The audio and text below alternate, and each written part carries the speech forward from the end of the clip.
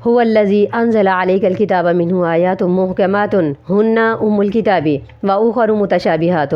فأما الذين في قلوبهم زيغ فيتبعون ما تشابه منه ابتغاء الفتنة وابتغاء تأويله وما يعلم تأويله إلا الله والراسخون في العلم يقولون آمنا به كل من عند ربنا وما يذكر إلا أولو الألباب هو الذی انزل علیک الکتاب، وہ ذات جس نے نازل کی آپ پر کتاب، منہ آیات محکمات، اس کتاب کے اندر آیات محکمات بھی ہیں، ہن ام الکتاب، وہ کتاب کی اصل ہیں، اصل اصول ہیں، وآخر متشابہات، اور دوسری آیات وہ متشابہات ہیں، ملتی جلتی، ذو معانی۔ فأما الذین فی قلوبہم، تو وہ لوگ جن کے دلوں میں زیغن، ٹیڑھا پن ہے، فیتبعون ما تشابہ منہ، وہ پیچھے لگ جاتے ہیں ان آیات کے کہ جو متشابہ ہوتی ہیں، ان آیات میں قرآن میں جو آیات متشابہ ہوتی ہیں وہ ان کے پیچھے لگ جاتے ہیں، ابتغاء الفتنۃ، وہ فتنے کو تلاش کرتے ہیں، وابتغاء تأویلہ، وہ اس کی حقیقت کو تلاش کرنے کی کوشش کرتے ہیں، وما یعلم تأویلہ، اور نہیں جانتا اس کی تعویل، اس کی حقیقت کو، الا اللہ، مگر اللہ ہی جانتا ہے، والراسخون فی العلم، اور جو راسخ العلم ہیں، جو علم کے اندر مضبوط ہیں، یقولون، وہ یہ کہتے ہیں، آمنا بہ، ہم اس پر ایمان لے کر آ گئے، جتنی بھی آیات متشابہات ہیں ہم ان پر ایمان لے کر آ گئے، کل من عند ربنا، سب کا سب ہمارے رب کی طرف سے، محکم ہے یا متشابہ ہے، سب کا سب ہمارے رب کی طرف سے، وما یذکروا، اور نصیحت نہیں پکڑتے، الا اولو الالباب، مگر صرف عقل والے نصیحت پکڑتے ہیں۔ اللہ تعالیٰ فرماتے ہیں، هو الذی انزل علیک الکتاب منہ آیات محکمات، یہ قرآن مجید جو ہم نے آپ پر سچائی کے ساتھ نازل کیا ہے، اس کا تعارف کرتے ہوئے اللہ تعالیٰ فرما رہے ہیں کہ هو الذی انزل علیک الکتاب، ہم نے جو آیات کتاب آپ پر نازل کی، منہ آیات محکمات، اس میں آیات ہیں اور آیات کی کچھ اقسام ہیں، وہ کون سی ہیں؟ حضرت ابو ہریرہ، مشکات باب اعتصام کے اندر فرماتے ہیں، نبی صلی اللہ علیہ وسلم نے فرمایا، نزل القرآن علی خمسۃ اوجہ، حلال و حرام و محکم و متشابہ و امثال، فاحلوا الحلال وحرموا الحرام واعملوا بالمحکم وآمنوا بالمتشابہ واعتبروا بالامثال۔ نبی صلی اللہ علیہ وسلم نے فرمایا، اللہ تعالیٰ نے قرآن مجید کو 5 وجوہ پر، 5 اقسام پر نازل کیا ہے، 5 طرح کی آیتیں اس میں نازل کی ہیں۔ قرآن مجید میں اللہ نے 5 طرح کی آیات نازل کی ہیں، ایک محکم، دوسری متشابہ، تیسری حلال، چوتھی حرام، اور 5ویں امثال، مثالیں۔ نبی صلی اللہ علیہ وسلم نے فرمایا کہ ان 5 طرح کی آیات پر فَأَحِلُّ الْحَلَالِ، تم حلال کو حلال جانو، جہاں بھی حلال کے بارے میں اللہ نے آیات نازل فرمائی، حلال کو حلال جانو، وَحَرِّمُ الْحَرَامِ، اور حرام کو حرام قرار دو، جو اللہ نے حرام قرار دیا قرآن مجید میں اسے حرام قرار دو، وَاعْمَلُوا بِالْمُحْكَمِ، اور جہاں اللہ نے قرآن میں محکم آیات نازل کی ان پر عمل کرو، وَآمِنُوا بِالْمُتَشَابِهِ، اور متشابہ آیات پر ایمان لے کر آ جاؤ، جو دو معنی ہوتی ہے، وَاعْتَبِرُوا بِالْأَمْثَالِ، اور مثالوں سے عبرت حاصل کرو، جو اللہ نے امثلہ نازل کی ہیں ان سے، وَاعْتَبِرُوا بِالْأَمْثَالِ، امثال سے عبرت حاصل کرو۔ تو نبی صلی اللہ علیہ وسلم نے یہ فرمایا کہ 5 طریقے کی اللہ تعالیٰ نے قرآن مجید میں آیات نازل کی،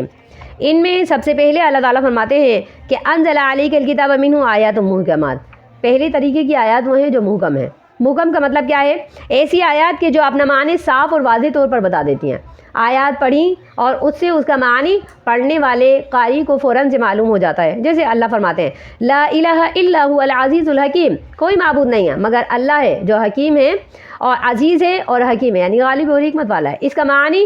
قاری کو، تلاوت کرنے والے کو پہلی ہی مرتبہ میں سمجھ میں آ جاتا ہے۔ تو ایسی آیتیں جو اپنا معنی صاف طور پر سمجھا دیتی ہیں انہیں محکم آیات کہتے ہیں۔ تو اللہ تعالیٰ نے محکم آیات نازل کی، ہن ام الکتاب، اللہ تعالیٰ فرماتے ہیں کہ ہن ام الکتاب، یہ قرآن کی مائیں ہیں، ماں۔ ماں کسے کہتے ہیں؟ یہاں اللہ تعالیٰ نے محکم آیات کو قرآن کی مائیں کہا، تو کہا کہ یہ قرآن کی مائیں ہیں، ام الکتاب، یعنی یہ ماں کا مطلب ہوتا ہے جڑ، یعنی جہاں سے چیزیں نکل رہی ہوں، تو ماں کو بھی ماں اس لیے کہتے ہیں کہ اولاد ماں سے نکل رہی ہوتی ہے، تو اس لیے ماں کو ماں کہتے ہیں کیونکہ وہ جڑ ہوتی ہے اپنی اولادوں کی۔ تو قرآن مجید کی جو جڑ ہے، اللہ نے فرمایا یہ جو پڑھنے سے ہی قاری کو اپنا معنی پہلی ہی مرتبہ میں صاف اور شفاف طریقے سے بتا دیتی ہیں۔ تو اللہ تعالیٰ فرماتے ہیں کہ ہن ام الکتاب، یہ کتاب کی اصل اصول ہیں، یہ کتاب کی اصل جڑ ہے۔ وَأُخَرُ متشابہات، اور اس کے مد مقابل کچھ آیات ایسی ہیں، دوسری آیت وہ متشابہ ہیں۔ متشابہ آیت کیا ہوتی ہے؟ متشابہ کا مطلب ہوتا ہے جن کی تمثیل موجود ہو، تشابہ، یعنی ایک طریقے کی آیت ہے، اسی طریقے کی دوسری آیت ہے، معلوم نہیں ہو رہا کہ ان میں سے کس کا معنی کیا ہوگا، تو فرمایا ہے کہ یہ متشابہ آیت ہے۔ متشابہ آیت ان کے معنی اور مفہوم کو فرمایا ہے کہ صرف اللہ جانتا ہے۔ ایسی آیات کے پیچھے نہیں پڑنا چاہیے جن کے معنی اور مفہوم صاف طور پر قاری کو پڑھنے سے معلوم نہیں ہوتے۔ حدیث کے اندر نبی صلی اللہ علیہ وسلم نے فرمایا کہ وَآمِنُوا بِالْمُتَشَابِهِ، متشابہ پر ایمان لے کر آ جاؤ، جیسے اللہ نے فرما دیا ویسے ہی، یعنی ایسی آیات کہ جن کا معنی معلوم نہیں ہوتا، جیسے اللہ کا ہاتھ ہونا، اللہ کا پیر ہونا، اللہ کا مستوی علی العرش ہونا، اللہ کا چلنا، اللہ کا دوڑنا، اللہ کا دیکھنا، تو یہ اللہ تعالیٰ کی صفات جن کے اوپر بہت سارے لوگ تعویلات پیش کرتے ہیں کہ اللہ تعالیٰ چلتا کیسے ہے، انسان کی طرح چلتا ہے، فرشتے کی طرح چلتا ہے، جنات کی طرح چلتا ہے، اللہ تعالیٰ کیسے چلتا ہے، اللہ کیسے دوڑتا ہے، کیسے دیکھتا ہے، ہماری طرح انسانوں کی طرح دیکھتا ہے، کس طریقے سے دیکھتا ہے، اللہ تعالیٰ مستوی علی العرش ہے تو کس طرح ہے، اللہ عرش سے اترتا کیسے ہے، آسمانوں سے آسمان دنیا پر جو تہائی رات میں آتا ہے تو کیسے آتا ہے، اللہ کس طریقے سے، یعنی کہ انسانوں کو دوڑ کر کے ویلکم کہتا ہے، اللہ تعالیٰ کس طریقے سے چل کر کے ویلکم کہتا ہے۔ تو یہ اللہ تعالیٰ کی جو صفات ہیں اور جو آیات میں اللہ تعالیٰ کی صفات مذکور ہیں، تو ان کی تعویلات کرنے والے اللہ تعالیٰ نبی صلی اللہ علیہ وسلم نے فرمایا کہ متشابہات کے اوپر صرف ایمان لے کر آنا ہے۔ اگر اللہ تعالیٰ نے کوئی اپنی صفاتی اسماء بیان کر دیے ہیں، اپنی صفات بیان کر دی، تو اس پر صرف ایمان لے کر آنے ہیں، ان کی تعویلات نہیں کرنی۔ فَأَمَّا الَّذِينَ فِي قُلُوبِهِمْ، اور وہ لوگ کہ جن کے دلوں میں ٹیڑھا پن ہے، زیغون، جن کے دل ٹیڑھے ہیں، فَيَتَّبِعُونَ مَا تَشَابَهَ مِنْهُ، وہ صرف قرآن کے اندر انہی آیات کی تفسیر لے کر کے بیٹھتے ہیں، انہی آیات کے پیچھے پڑ جاتے ہیں کہ جو ذو معنی ہوتی ہیں، جو متشابہ ہوتی ہیں۔ کیوں وہ متشابہ کے پیچھے کیوں پڑتے ہیں؟ اللہ فرماتے ہیں ان کا مقصد یہ ہوتا ہے ابتغاء الفتنہ نہیں ہے۔ تو ایسی کوئی بھی چیز، جیسے کہ بہت سارے قصص ہیں، ان کے اندر بہت ساری تعویلات کی جاتی ہیں، ان کو بڑھا چڑھا کر کے پیش کیا جاتا ہے۔ جو چیزیں حدیث سے یا قرآن سے معلوم نہیں ہوتی ان کو ایسی روایات سے معلوم کرنے کی کوشش کرتے ہیں۔ لوگ یہ کہتے ہیں کہ ترتیب بتائیے، بنی اسرائیل کے قصے کی ترتیب بتائیے، پہلے کیا ہوا، پھر کیا ہوا، پھر کیا ہوا۔ اس سے حالانکہ ایمان میں نہ زیادتی ہونی نہ کمی ہونی، وہ لوگ تھے جو گزر گئے، بلکہ یہ تو ایسی قومیں تھی جن پر اللہ تعالیٰ نے لعنت فرمائی، اللہ نے ان کو ہلاک کر دیا، صرف یہ اس لیے ہے کہ اللہ تعالیٰ نے ان کو عبرت حاصل کرنے کے لیے۔ تو ایسی چیزیں جن سے عبرت حاصل کرنی ہے، ان کے معنی اور تعویلات پیش کی جاتی ہیں، ان کی حقیقتیں پیش کی جاتی ہیں، لوگ ان کی حقیقتوں کے پیچھے لگ جاتے ہیں۔ اور اس کا مقصد کیا ہوتا ہے؟ اللہ تعالیٰ فرماتے ہیں ابتغاء الفتنہ، یہ لوگ فتنہ تلاش کرنا چاہتے ہیں، اور ابتغاء تاویلہ، اور حقیقت حال تک پہنچنا چاہتے ہیں، حالانکہ حقیقت وما یعلم تاویلہ الا اللہ، صرف اللہ جانتا ہے۔ اس کی حقیقت کیا ہے؟ یہ جو اللہ تعالیٰ نے شروع میں کچھ آیات نازل فرماتے ہیں، اللہ تعالیٰ الف لام میم حروف مقطعات، یہ جو آیات ہیں ان کے معنی، ان کی تفسیر، ان کے ترجمے صرف اللہ جانتا ہے۔ تو ایسی چیزیں، ایسی آیتوں کے بہت سارے لوگوں نے ترجمے بھی کی ہیں، تفسیریں بھی کی ہیں، لیکن اللہ فرماتے ہیں وما یعلم تاویلہ الا اللہ، صرف ان کی تعویل، ان کی حقیقت، ان کے ترجمے، ان کی تفسیر یہ اللہ جانتے ہیں۔ اللہ نے ان کو کچھ صورتوں کی ابتدا میں کیوں نازل کیا، اس کا مقصد کیا ہے، یہ اللہ کو معلوم ہے، تو اللہ اس کی تعویل کو جانتا ہے۔ اور راسخون فی العلم، اور جو راسخ فی العلم ہیں، جو علم کے اندر رسوخ حاصل کر چکے ہیں۔ علم کے اندر رسوخ کیسے عالم حاصل کرتے ہیں؟ یعنی وہ اپنے آپ کو عالم تو کہہ رہے ہیں، آج کل علم تو بہت ہے اور لوگ اپنے آپ کو عالم تو کہہ رہے ہیں، لیکن وہ راسخ فی العلم نہیں ہے۔ اللہ فرماتے ہیں کہ راسخ فی العلم کون ہوتے ہیں؟ یقولون آمنا بہ، وہ یہ کہتے ہیں کہ اللہ ہم سب پر ایمان لے کر آ گئے، ہم پورے کے پورے قرآن مجید پر ایمان لے کر آ گئے، پوری شریعت کے اوپر ہم ایمان لے کر آ گئے۔ کل من عند ربنا، سب کا سب ہمارے رب کی طرف سے ہے۔ نبی صلی اللہ علیہ وسلم سے پوچھا گیا کہ یا رسول اللہ راسخ فی العلم کون لوگ ہیں؟ وہ کون لوگ ہیں جنہیں راسخ فی العلم کہا جاتا ہے؟ نبی صلی اللہ علیہ وسلم نے فرمایا من برد یمینہ وصدق لسانہ واستقام قلبہ ومن عف بطنہ وفرجہ فذلک من الراسخین، یعنی جھوٹی قسم نہیں کھاتے۔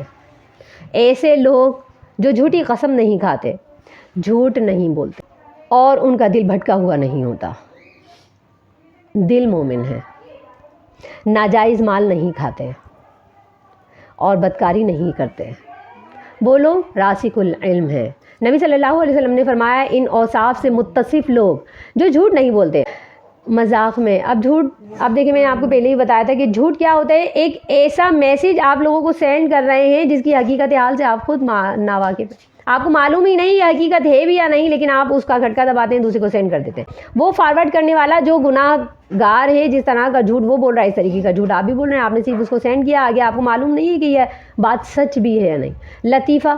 یعنی کسی پٹھان کے اوپر بیچارے ایک پٹھان کا نام لے کر کے مختلف قسم کی رائے قائم کرتے ہیں اور اس پر ایک قصہ بنا کر کے سینڈ کر دیتے ہیں، بس یہ ایک کانسیپٹ ہوتا ہے کہ سامنے والا مسکرائے گا اور ملے گا۔ کسی مسلمان کو ہنسانا نیکی ہے، لیکن نبی صلی اللہ علیہ وسلم نے فرمایا کہ اللہ لعنت کرتا ہے ایسے شخص پر جو کسی کو ہنسانے کے لیے جھوٹ بولتا ہے، یعنی ایسا لطیفہ گو جو لوگوں کو ثواب سمجھ کے ہنسا تو رہا ہے۔ بہت سارے ایسے لوگ ہیں جنہوں نے ایک کانسیپٹ بنا لیا ہے کہ وہ لوگوں کو ہنساتے ہیں تو کسی کے ہنسنے سے ہمیں نیکی ملے گی، نہیں، ہنسانے سے نیکی نہیں ملتی، سچائی پر ہنسانا۔ نبی صلی اللہ علیہ وسلم اور صحابہ کرام رضوان اللہ علیہم بھی ہنسا کرتے تھے، ایک دوسرے کو ہنسایا کرتے تھے، جھوٹ نہیں بولا کرتے تھے۔ تو کوئی بھی ایسی چیز جس کو یعنی کہ جھوٹی ہو، جس کے اتھینٹک ہونے کا ہمیں خود یقین نہیں ہے، اسے آگے فارورڈ نہیں کیا جائے، ایسے میسیجز آگے فارورڈ نہیں کیے جائیں۔ تو بہت سارے عالم ایسا کرتے ہیں کہ وہ ایسے میسیجز آگے فارورڈ کر دیتے ہیں، وہ بھی جھوٹ ہے، تو وہ راسخ فی العلم نہیں ہے۔ اللہ کے نبی صلی اللہ علیہ وسلم فرماتے ہیں راسخ فی العلم وہ عالم ہے جو نہ جھوٹا ہو، نہ جھوٹی قسم کھاتا ہو، نہ جھوٹ بولتا ہو، نہ جھوٹی قسم کھاتا ہو، اور کہا کہ اس کا دل بھٹکا ہوا نہیں ہے، اس کا دل ایمان والا ہے، دل مومن ہے، ناجائز مال نہیں کھاتا۔ اللہ کے نبی نے فرمایا جو ناجائز مال نہیں کھاتا، یعنی جس کا مال جہاں خرچ کرنا ہے، جو جس کا حق ہے وہ اس کو دینا ہے۔ اگر کوئی عالم اس طریقے سے ترتیب سے جس کا حق ہے اس کو دے رہا ہے تو وہ راسخ فی العلم ہے، ورنہ وہ راسخ فی العلم نہیں ہے۔ فرمایا کہ وہ بدکاری نہیں کرتے، بدکاری سے کیا مراد ہے؟ ہمارے یہاں تو صرف زنا کو بدکاری کہا جاتا ہے۔ ایسی چیزیں جو بدکاری پر ابھارتی ہیں، ایسے میوزک سننا، ایسے مناظر دیکھنا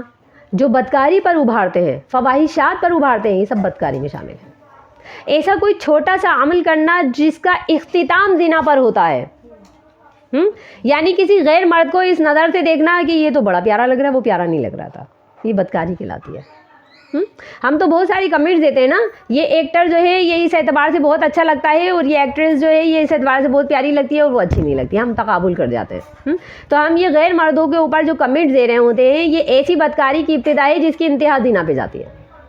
جب عورت کو کوئی آدمی جو غیر جنس ہے اور جو اس کا غیر محرم ہے اس کو وہ لبھا رہا ہے، تو وہ عورت ہو سکتا ہے کہ اس کے ساتھ زنا بھی کر جائے۔ تو کوئی ایسا چھوٹا سا قدم اٹھانا کہ جو جس کا انجام زنا کاری پر ہو، وہ بدکاری کہلاتی ہے۔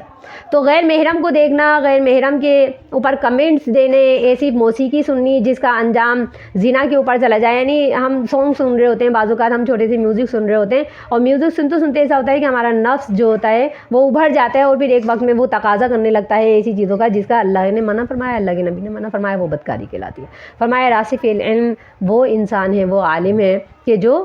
بدکاری نہیں کرتا۔ ایک روایت میں نبی صلی اللہ علیہ وسلم سے پوچھا گیا کہ راسخ فی العلم کون لوگ ہیں؟ نبی صلی اللہ علیہ وسلم نے فرمایا وہ عالم ہیں کہ جب بھی ان سے علم کی کوئی بات پوچھی جاتی ہے، جب بھی ان سے کوئی سی آیت کی تفسیر پوچھی جاتی ہے یا حدیث کا معنی پوچھا جاتا ہے، تو وہ لوگوں کو سچائی کے ساتھ وہ علم دے دیتے ہیں، اور اس کے اندر وہ تکبر نہیں کرتے، غرور نہیں کرتے، لوگوں سے یہ نہیں کرتے کہ ان کی آؤ بھگت کی جائے، بلکہ عاجزی کے ساتھ۔ اور اگر ان کا حق مارا جاتا ہے تو وہ اس کے اوپر لوگوں سے انتقام نہیں لیتے پھرتے، بلکہ وہ اپنا فریضہ انجام دیتے ہیں اور لوگوں کو علم بانٹتے ہیں۔ ایسے لوگ راسخ فی العلم